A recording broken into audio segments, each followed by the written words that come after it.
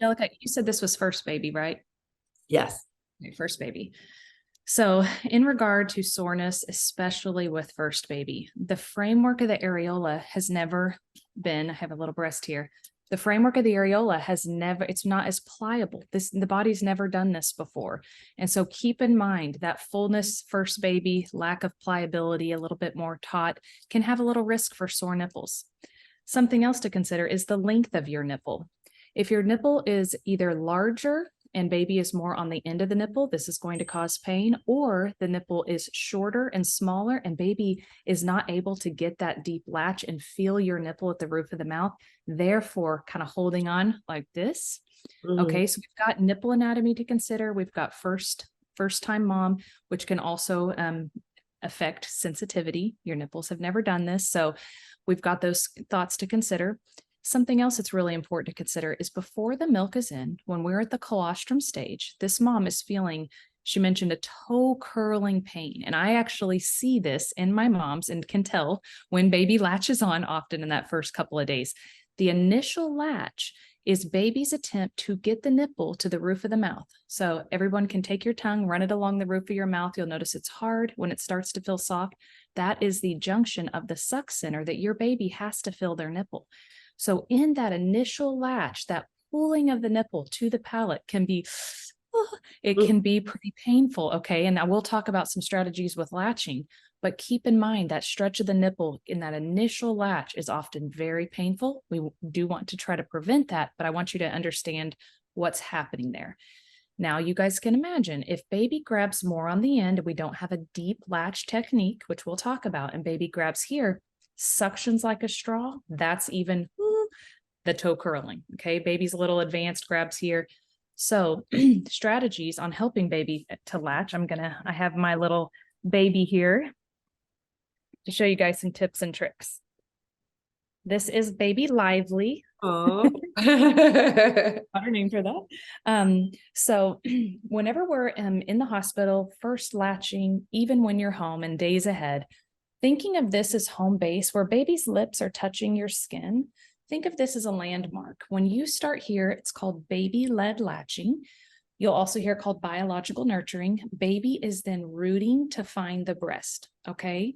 If you guys have seen when your baby feels and they do the little open wide, we call it like rooting is what it's called. Amazingly, baby is looking for the nipple in this position.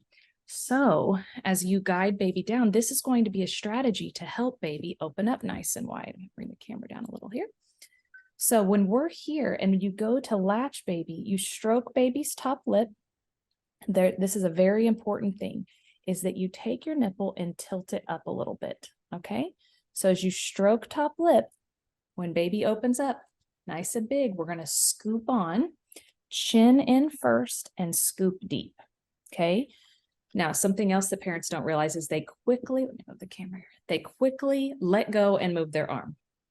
So when you are attempting this deep latch technique, stroke, big open, deep, and hold. Now, remember that first, when baby first latches on can be very uncomfortable. I want you to breathe, breathe, breathe. Give just a second. Allow that stretch to the palate. This is first time. This is, the framework of the areola is more taut. And then stay very, very still. We're not moving our hand. We're staying still here.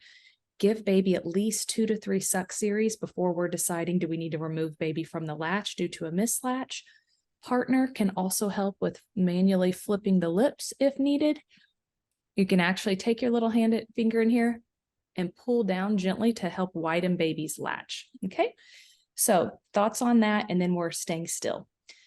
So that's a little bit of technique with a laid back and cross cradle. Something else to consider is the colostrum stage. Before the milk is in, baby is working for colostrum, okay?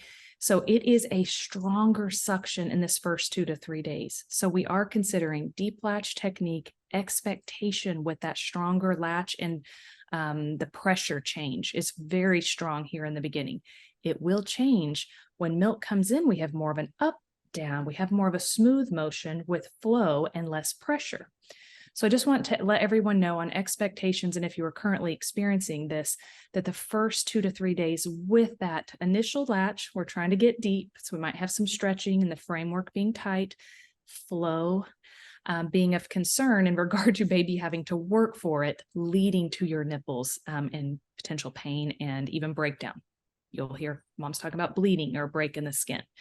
So with that in mind, something you can think about is breast massage while baby is sucking. And we're just going to pretend like baby's here, but you can lean your thumb back and press and hold.